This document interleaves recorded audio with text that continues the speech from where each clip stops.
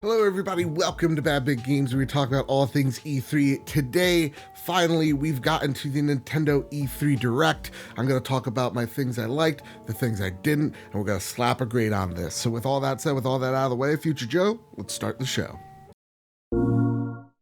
How this video works is simple. I'm going to talk about each game piece by piece. I'm going to tell you what's dope, I'm going to tell you what's nope, and we're going to slap a grade on this. So with that, my expectations walking into this E3 Direct is that most of these conferences that we have seen have kind of under-delivered. We've seen a lot of game trailers, but we haven't actually seen what a lot of these games actually going to play and look like when you get your hands on them. So with that, I'm coming in blind. I'm coming in fresh. I'm a casual observer of Nintendo. So I want to see what they're going to get me in the door with. So let's start right off the bat. They start with a Smash Ultimate trailer.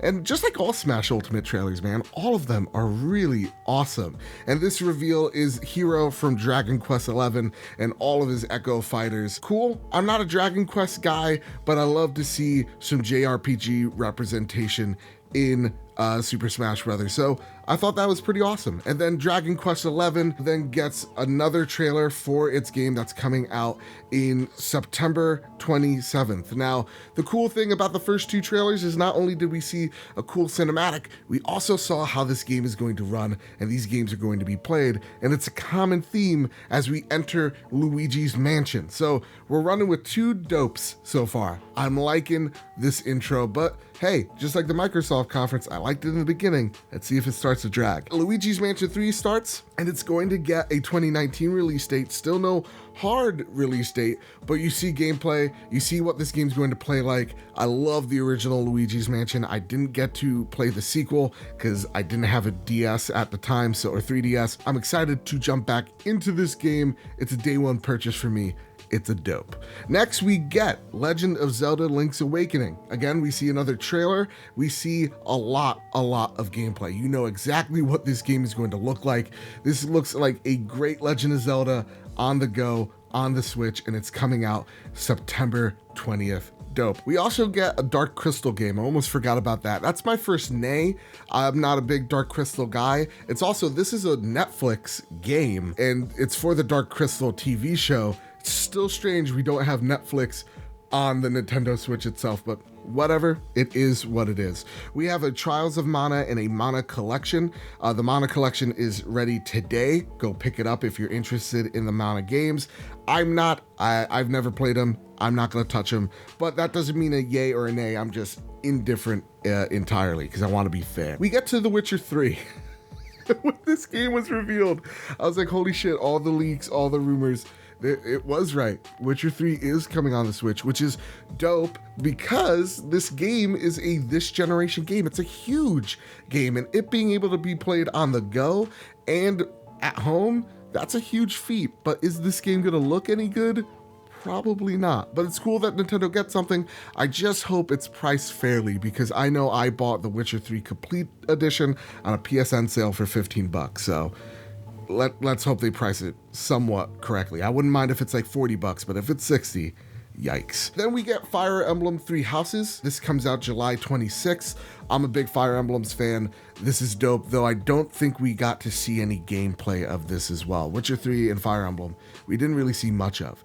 Then we get a Resident Evil 5 and 6 on the go. This is the Resident Evil collection that everybody says is completely overpriced. I tend to agree. Cool that Resident Evil, all the games except for 7 and Remake, are on the Switch, but man, they're overpriced, so this is another nay for me. Then we get No More Heroes 3 coming in 2020. This is awesome. This is a Suda game. Though I'm not a big fan of Suda games, I gotta say, man, it's awesome that their fans get so many wins as of late. So No More Heroes, it's coming 2020. Everybody get hyped. And I'm gonna say this is a yay because I love to see people get excited for things, and I know this is a much wanted sequel, so let's do it. We see a Contra game and it looks really bad. Like, it looks like an N64 game. It's a nope, and fuck Konami. Demon X Machina, it's coming out September 13th. This is also a nay. From what I've heard about the gameplay, it's just a hit or miss, and honestly, I don't have $60 to spend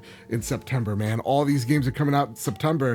my wallet, it's gonna cry. Then we see Panzer Dragoon. This is a much beloved game, I understand, but it's just a nay for me. This is kind of like the lull period of the direct for sure. We got another very short but sweet Pokemon trailer. I'm down. From what I've seen in the Treehouse event, the short time I got to watch, man, I'm impressed. This was a lot better trailer that they showed at this direct than they showed last week. That is for sure. Of course, I'm down on Pokemon Sword and Shield. Astral Chain, man, Platinum Games, let's do this. They're on fire recently. It looks awesome.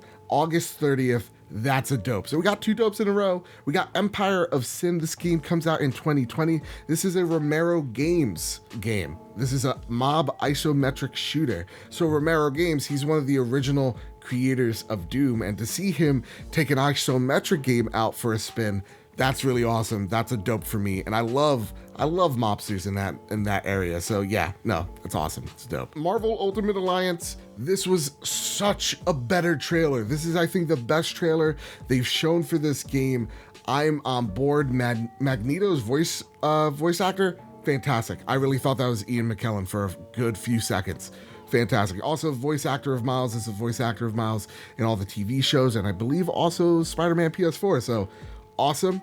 Amazing. We get Candace of Hyrule, which was rumored to be a day and date release. It is coming out June 13th. It's awesome that Nintendo let an indie developer have a beloved IP like Legend of Zelda, and they have their own take on it.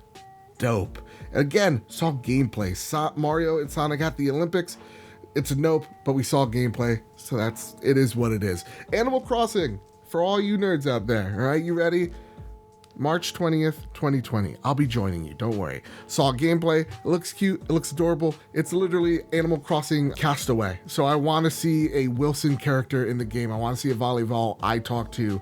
And yeah, I want to see Tom Hanks as well. So that's a must. And then they close out the show, but don't worry. They give you one more Smash character coming out in the fall of 2019. Was it the Master Chief like I wanted to? Even fucking better. Banjo and Kazooie. Holy crap. I did not see this coming. It was an awesome reveal. Once you saw the puzzle piece roll on the ground, I was just like, oh shit, we're getting it. And then they had this awesome cop-out where it was the Duck Hunt dog. And I was just like, that's great. And then Banjo comes in, bam, there he is. The trifecta is now complete. Banjo is in Super Smash Brothers. What else this could mean, I don't know. I don't care. I'm now buying the Ultimate Pass because Joker looks cool. Now I got Banjo. Now I am totally down. I'm going to be paying Nintendo $20 once Banjo comes out because holy crap. What a reveal. Awesome.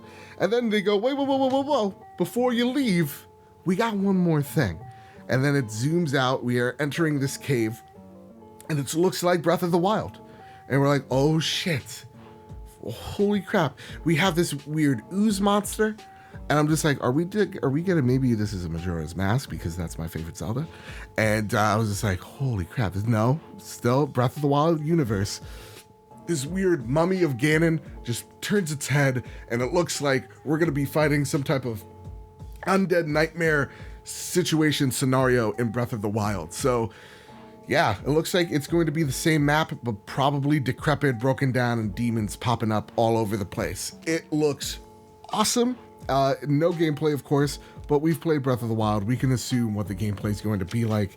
And they just announced we're working on a Breath of the Wild sequel. So this is a direct sequel to Breath of the Wild. Awesome. This is dope. This is great. This conference overall, I gotta say, my highlights was Luigi's Mansion, of course, Banjo, and Legend of Zelda for sure. Astral Chain. Can we talk about Astral Chain for a second? Looked amazing. I'm on board. That's a day one. Marvel Ultimate Alliance. That's a day one. Fire Emblem. That's a day one. All the Legend of Zeldas. Candace, Link's Awakening, all of them. There was almost a third of these games I'm going to be buying. And then they had like this montage of like all these other smaller games hitting the Switch and they all had gameplay. You saw like Minecraft, you saw the Stranger Things game, you saw a lot of games here. And what Nintendo did was, man, they just packed this direct with not just awesome trailers, but gameplay. And it was just something I was sorely missing throughout this entire E3, both at all the conferences, whether it was, Microsoft, Ubisoft, Square Enix did a good job, but like for the most part, there was just a lot of game trailers and no gameplay, and I just got left wanting more. Bethesda, another one, like they only showed really just Doom Eternal, though sick, gonna buy it for sure. Nintendo came out with games and gameplay, and games you could play today, games you can play on in the fall, and games you can get excited about in the future. It was a terrific roadmap of where we're going from this E3 to next. So I think Nintendo nailed it tonally. The pacing was great. They never strayed on a game for too long. Like Luigi's Mansion, man, when I got to the point of like, okay, I'm getting bored, they ended it. I was just like, okay, it got my attention. Once I lost it, they were on to something else. Sure, was it perfect? No, there's some lulls. Sure, but there was something here for everybody. So I loved this direct. I thought it was terrific. They showed the future of Nintendo, and it looks so freaking good. It's like every time you think I'm out, they pull me back in with Legend of Zelda somehow. So if I have to grade this conference, or direct rather, I keep on saying conference because it's E3, this is an A+. This is possibly one of the best directs in a very long time, one of the best E3 shows in years. It was just packed full of really good stuff to play. No BS, it was just onto the games, man. They introduced Doug Bowser, that was cool, and they just got to the games. It was terrific. So yeah, Nintendo, you nailed it. Hit it out of the park. A++.